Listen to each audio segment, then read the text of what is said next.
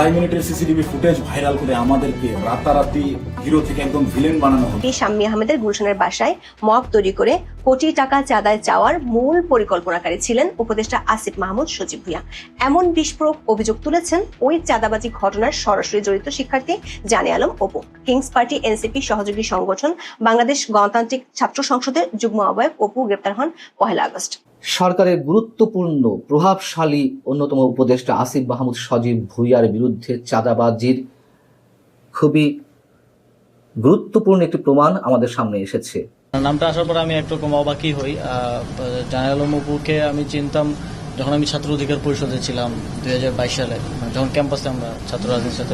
ইশরাক ভাইয়ের লোকজনই তাকে তুলে নিয়ে গেছে। ইশরাক ভাইয়ের বাসায় ছিল এবং ইশরাক ভাই ডিবি পুলিশের কাছে নিউজ দিয়ে ওদেরকে ধরা গেছে। কারণ রিমান্ডে নিয়ে অপুর মুখ থেকে বারবার এই আসিফ মাহমুদ সজীব ভুঁইয়া নামটা আর নাহিদ ইসলাম নামটা তারা শুনতে চাইছে। যে সুপ্রিয় দর্শক মন্ডলী, আসসালামু আলাইকুম রাহমাতুল্লাহ। আশা করি সবাই ভালো এবং সুস্থ আছেন। স্বাগতম জানাচ্ছি আমাদের আরেকটি নতুন ভিডিওতে।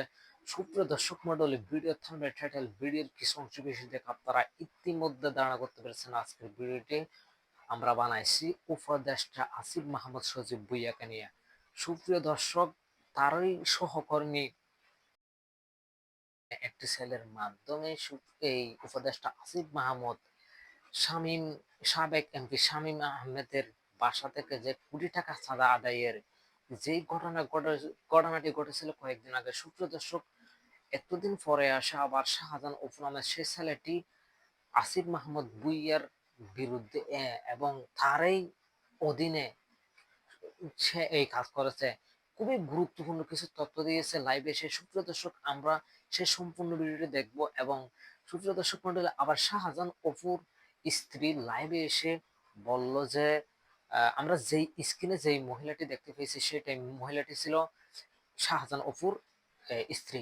সুপ্রিয় দর্শক, সেই শাহজাহান অপুর স্ত্রী লাইভে এসে আবার সবার মিডিয়ার সামনে এসে বলল যে রিমান্ডে তারকে জোর করে নাহিদ হাসান এবং আসিফ মাহমুদ সজীব ভুঁইয়ার বিরুদ্ধে চাঁদাবাজির এই একটা মানে জোর করে তাকে বলা হয়েছে। সুপ্রিয় দর্শক মন্ডলী, আমরা সম্পূর্ণ ভিডিওটি দেখলে আপনারা বুঝতে পারবে যে আসলে কি আসিফ মাহমুদ সজীব ভুঁইয়া উপদেষ্টা উনি কি আসলে জড়িত নাকি তাকে বিভিন্ন চক্রান্ত ষড়যন্ত্রের মাধ্যমে তাকে ফেঁসে দেওয়া হচ্ছে। সুপ্রিয় দর্শক, সম্পূর্ণ ভিডিও দেখলে আমরা অবশ্যই বুঝতে পারবেন।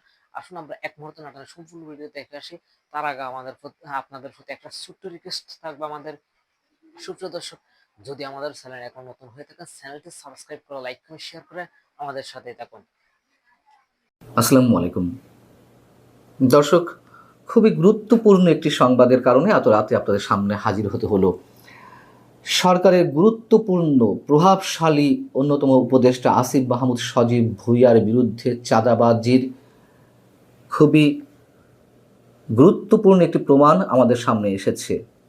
আমরা এতদিন জেনে এসেছি এনসিপির অনেক শীর্ষ নেতা, কোনো শীর্ষ নেতা সরাসরি চাঁদাবাজিতে অভিযোগ কিংবা তাদের বিরুদ্ধে তদবির বাণিজ্য, নিয়োগ বাণিজ্য, দখল বাণিজ্য ইত্যাদি ইত্যাদি অনেক অভিযোগ আমাদের সামনে এসেছে। কোনোটার অবশ্যই প্রমাণও মিলেছে। সরকারের কোনো উপদেষ্টা যে এইসব কাজের সঙ্গে জড়িত সে ধরনের অভিযোগ আমাদের সামনে এসেছে। কিন্তু আসিফ মাহমুদ সজীব ভুঁইয়ার ভয়ঙ্কর চাঁদাবাজির যেই তথ্যটি, যে প্রমাণটি আমাদের সামনে এসেছে সেটি এখনও পর্যন্ত অভিযোগ অবস্থায় রয়েছে, কিন্তু আসলে প্রমাণ করবে কে? বিষয়টি হচ্ছে যে গত কয়েকদিন আগে গুলশানে আওয়ামী লীগের সাবেক এমপি শাম্মী আহমেদের বাসায় যে কোটি টাকা চাঁদাবাজির ঘটনায় বেশ কয়েকজন আটক হলেন, তাদের একজন একটি ভিডিও আমাদের সামনে পাঠিয়েছেন এবং ধারণা করা হচ্ছে এই যে জানে আলম অপু, যিনি ভিডিওতে স্বীকারোক্তিমূলক জবানবন্দি দিচ্ছেন, তিনি সংশয় প্রকাশ করছেন যে এটি না দিয়ে গেলে তাকে হয়তো অন্য কোনো ট্র্যাপে ফেলা হবে, তাকে দিয়ে অন্য কোনো স্টেটমেন্ট আদায় করা হবে। এবং এই ঘটনাটি এরই মধ্যে বা এই ভিডিওটি এরই মধ্যে ভাইরাল হয়েছে, কোনো গণমাধ্যমে নিউজ আকারে এসেছে। এই ভিডিওতে জানে আলম অপুকে বলতে শোনা যাচ্ছে, গুলশানের চাঁদাবাজির ঘটনায় টাকার ব্যাগ নিতে যে ছেলেকে দেখছেন সেটা আমি, অর্থাৎ জানে আলম অপু নিজের কথা বলছেন। আপনারা একটি ফুটেজের মাধ্যমে দেখেছেন যে সমন্বয়করা চাঁদাবাজিতে জড়িত। যে সমন্বয়ক গত বছর ছিল মহানায়ক, তারা হয়ে গেল চাঁদাবাজ। তিনি বলছেন, আমার কিছু প্রশ্ন আছে। আপনারা কি জানেন ওই দিন ভোর 5টায় ওই জোনের ডিসি এসিকে অবগত করে একদম অফিসিয়াল প্রসেসে পুলিশকে সঙ্গে নিয়ে সাম্যের সেই বাসায় আমরা অভিযান চালাই। কি ভয়ঙ্কর কথা, যদি সত্য হয়ে থাকে তার এই বক্তব্যগুলো, যে পুলিশকে অবগত করে চাঁদাবাজি করতে গেছে। আপনারা কি জানেন সেই অভিযানে যাওয়ার আগে গুলশানের কোনো একটি জায়গায় উপদেষ্টা আসিফ মাহমুদের সঙ্গে আমার কথা হয়? মিডিয়ায় সেই বিষয়টি নেই কেন? আগের রাতে অভিযানের বিষয়টি মিডিয়ায় ধামাচাপা দেওয়া হলো কেন? তিনি বলছেন যে গুলশানের এলাকায় যে 5 স্টার আসিফ মাহমুদ সজীব ভুইয়া স্থানীয় সরকার বিষয়ক উপদেষ্টা, রাত 4টার সময় একজন উপদেষ্টা কি কারণে গুলশানের মতো অভিজাত এলাকায় আসেন, আমার কি কারণে কথা বলতে হয় একজন উপদেষ্টার সঙ্গে? এবং সেখানে তিনি বলছেন, ওই যে রিয়াদ অন্যতম প্রধান আসামি, যিনি রিয়াদ বলল যে রাতে এক ভাই আসছিল, এবার আপনারা মেলান। শুধু ওই ভাই নয়, অর্থাৎ আসিফ মাহমুদ সজীব ভুইয়াই কেবল নন, আরও যে ভাইরা আছে সব ভাইরাই এসব কাজে জড়িত। এবং এটা ওপেন সিক্রেট, এটা যে আমাদের আসিফ ভাই ওই রাতে আসছে, যে 5 স্টার হোটেল ছাড়া বসে না এখন, গত বছর জুলাইয়ে সে 50,000 টাকার স্কুটিতে চড়ত, সে এখন সিএফ মোটরসাইকেল চালায়। আমাকে যথেষ্ট ট্রাপে ফেলার চেষ্টা করা হচ্ছে। আমি যদি এসব বিষয় ক্লিয়ার না করে যাই, আমাকে দিয়ে যে কোনো স্টেটমেন্ট। মব তৈরি করে চাঁদা আদায় বৈষম্য বিরোধীদের খুব সহজ স্বাভাবিক একটি গুণ। এতদিন এই চাঁদাবাজিতে বৈষম্য বিরোধী আর এনসিপি নেতাদের নাম শোনা যেত, এবার যার নাম শোনা গেল তাতে ভিমরি খাওয়ার অবস্থা হয়েছে। অধ্যাপক ইউনূস 13 আগস্ট মালয়েশিয়া থেকে বাংলাদেশে ল্যান্ড করেই শুনলেন তারই এক সহকর্মী মব তৈরি করে চাঁদাবাজির মূল পরিকল্পনাকারী। সোশ্যাল মিডিয়ার কল্যাণে অধ্যাপক ইউনূসের মতো সারা দেশের মানুষও জেনে গেছে সাবেক এমপি শাম্মী আহমেদের গুলশানের বাসায় মব তৈরি করে কোটি টাকা চাঁদায় চাওয়ার মূল পরিকল্পনাকারী ছিলেন উপদেষ্টা আসিফ মাহমুদ সজীব ভুইয়া। এমন বিস্ফোরক অভিযোগ তুলেছেন ওই চাঁদাবাজি ঘটনার সরাসরি জড়িত শিক্ষার্থী জানে আলম অপু।